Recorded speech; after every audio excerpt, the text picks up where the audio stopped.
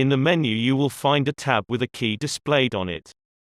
Click on this tab, and log in with your username and password to get access to the My Fruit software.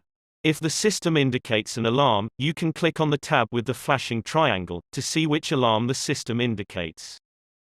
When the system indicates a calibration alarm, it could mean that the O2 cell must be replaced. You can select the notifications of the calibration alarms, and click on the checkmark, to let the system know you have seen the alarms. You can now open the control box. At the bottom of this cabinet, you will find the O2 cell as shown in this video. When you have found the O2 cell in the control box, you can continue with the following instructions of how to replace the cell. We will now demonstrate how to replace the O2 cell. At first, you have to disconnect the plug from the O2 cell.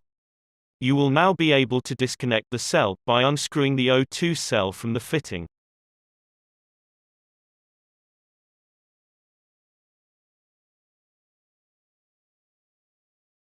Take a new O2 cell and connect it by screwing it back on the fitting.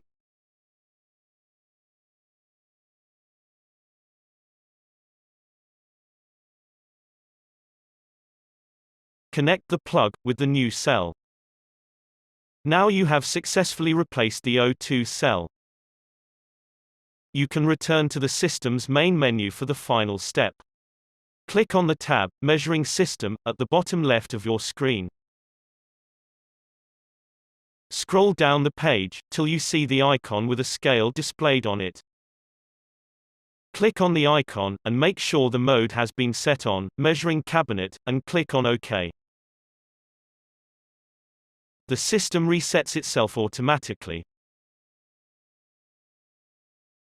If the alarm has not been solved, please contact the VA31 service to solve the problem. VA31. We fight food waste.